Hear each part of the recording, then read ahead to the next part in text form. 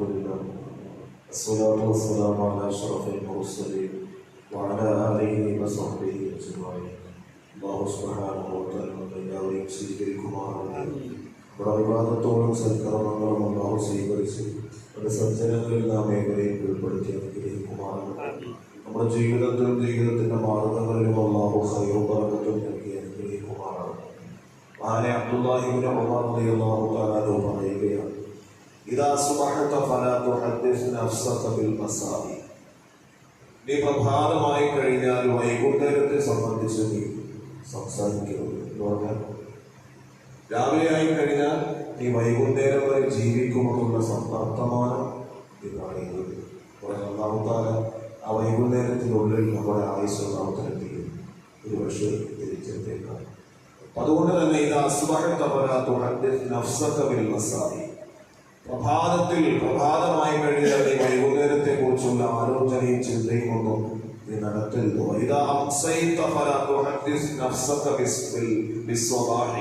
അതുപോലെ നീ വൈകുന്നേരമായി കഴിഞ്ഞാൽ പ്രഭാതത്തെ സംബന്ധിച്ചും നീ ചർച്ച ചെയ്യണ്ട.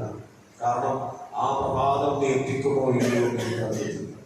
എത്രയോ മനുഷ്യന്മാരുടെ ജീവിതത്തിൽ നമുക്കറിയാം, ദിനംപ്രതി ഓരോ മരണങ്ങൾ നാം കണ്ടുകൊണ്ടിരിക്കുകയാണ്. കഴിഞ്ഞ ആഴ്ച തന്നെ കൊട്ടാരക്കര രണ്ട് സഹോദരിമാർ, സമുദായത്തിലെ രണ്ട് സഹോദരിമാർ, അവർ രാവിലെ രണ്ടുപേരും ജോലിക്ക് വേണ്ടി രണ്ടൊരു സ്ഥലത്തേക്ക് പോയി. ഒന്ന് കൊട്ടാരക്കര ബേക്കറിയിലേക്ക് ജോലി ചെയ്ത് 23 വയസ്സുകാരിയായ ഒരു സഹോദരിയും, അതുപോലെ മറ്റൊരു സഹോദരി നഴ്സായ സഹോദരി, രണ്ടുപേരും തന്റെ ജീവിത മാർഗത്തിന് വേണ്ടി യാത്ര പോകാൻ വേണ്ടി രാവിലെ ഒരുങ്ങി തയ്യാറായി പനവേലി എന്ന സ്ഥലത്ത് ഒരുമിച്ച് കൂടി വാഹനത്തിൽ അവിടെ നിന്നപ്പോഴാണ് ലോറി വന്ന് ഇങ്ങനെ എത്രയോ ഉദാഹരണം നമ്മുടെ ജീവിതത്തിൽ വളരെ പ്രതീക്ഷയോടുകൂടി, നമുക്ക് ഒരുപാട് ആഗ്രഹത്തോടുകൂടി നമ്മുടെ കുടുംബത്തെ പോറ്റാൻ, നമ്മുടെ ജീവിതത്തിന്റെ മറ്റ് സൗകര്യങ്ങൾക്ക് വേണ്ടിയൊക്കെ നാം ഇങ്ങനെ നെട്ടോട്ടമോട്ട് കൊണ്ടിരിക്കുന്നതിന്റെ ഇടയിലായിരിക്കും ഒരു പക്ഷേ അല്ലാഹു തആല നമുക്ക് മരണം നൽകുന്നു.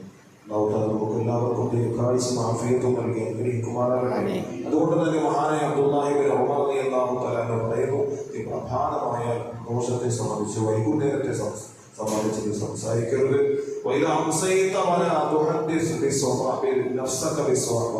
വൈകുന്നേരമായി കഴിഞ്ഞാൽ പ്രഭാതത്തെ സംബന്ധിച്ചും നീ സംസാരിക്കരുത്. കാരണം ആ സമയവും നിനക്ക് എത്തിക്കാൻ കഴിയുമെന്ന് എനിക്ക് ഉറപ്പില്ല.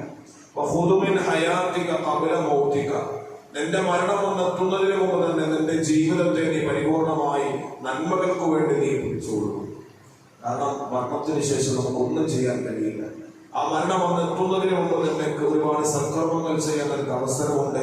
ആ സൽക്കർമ്മങ്ങൾ നീ ചെയ്യണം. അതുപോലെ തന്നെ നിനക്ക് രോഗം വരുന്നതിന് മുമ്പ് നിന്റെ ആരോഗ്യത്തെ നീ മുതലാക്കി കൊള്ളണം. കാരണം രോഗം വന്നു കഴിഞ്ഞാൽ നമുക്ക് നമസ്കരിക്കാൻ അല്ലെങ്കിൽ കൃത്യമായി നമുക്ക് വേണ്ട രീതിയിലുള്ള ഇബാദത്തുകൾ നിർവഹിക്കാൻ നമ്മുടെ ശരീരം നമുക്ക് അനുവദിക്കുകയില്ല. കാരണം അനാരോഗ്യത്തിന്റെ വിഷയം തന്നെയാണ്. അതുകൊണ്ട് തന്നെ ആരോഗ്യമുള്ള സമയത്ത് നീ ഒരുപാട് സൽക്കർമ്മങ്ങൾ ചെയ്യണം. രോഗം വരുന്നതിന് മുമ്പ് നന്മകൾ ഒരുപാട് വ്യാപൃതരാകണം.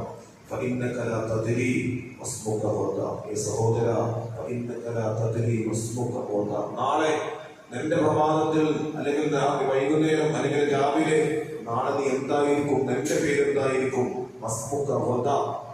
എന്റെ പേര് ജാബിർ എന്നായിരിക്കും. നിങ്ങൾ ഓരോരുത്തരുടെ പേര് ജനങ്ങൾ വിളിക്കുന്നത് നിങ്ങളുടെ പേരിട്ടായിരിക്കും. പക്ഷേ നമ്മുടെ റൂഹ് അങ്ങോട്ട് പിരിഞ്ഞു കഴിഞ്ഞാൽ പിന്നെ എന്റെ പേരായി വിളിക്കാതെ. ജാബിറിനെ എപ്പോഴാണ് എടുക്കുന്നതെന്ന് ആരും പറയാറില്ല, അവരെപ്പോഴാണ് കുളിപ്പിക്കുന്നതെന്ന് ആരും പറയാറില്ല.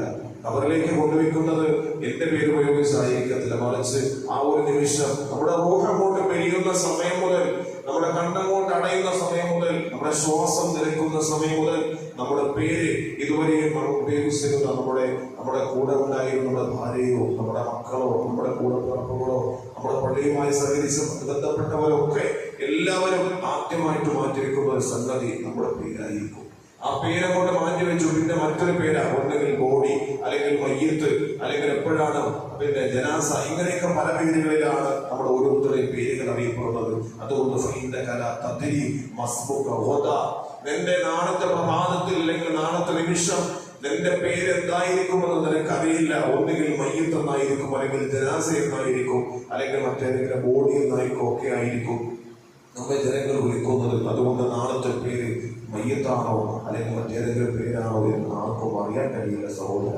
അതുകൊണ്ട് നന്മകളിൽ വ്യാപൃതനായി ആരോഗ്യത്തെ മുതലാക്കി നിങ്ങൾക്ക് അള്ളാഹു നൽകിയിരിക്കുന്ന അനുഗ്രഹങ്ങളെ പരിപൂർണമായി നിങ്ങൾ ആസ്വദിച്ചുകൊണ്ട് അള്ളാഹുവിനെ ശുക്ർ ചെയ്യുന്ന അടിമകളായി മാറാൻ വേണ്ടി നമുക്ക് ഓരോരുത്തരും പരിശ്രമിക്കേണ്ടതുണ്ട്. അള്ളാഹു സുബ്ഹാനഹു വ തആല അത്തരത്തിൽ എല്ലാവരെയും പരിപൂർണ്ണ വിജയികളിൽ ദുനിയാവിലും ആഖിറത്തിലും വിജയിക്കുന്ന മുത്തഖീകളിൽ അല്ലാഹു തആല എല്ലാവരെയും ഉൾപ്പെടുത്തി അനുഗ്രഹിക്കുമാറാകട്ടെ. വഅഖുറു ദഅവാനാ അൽഹംദുലില്ലാഹി റബ്ബിൽ ആലമീൻ. സല്ലല്ലാഹു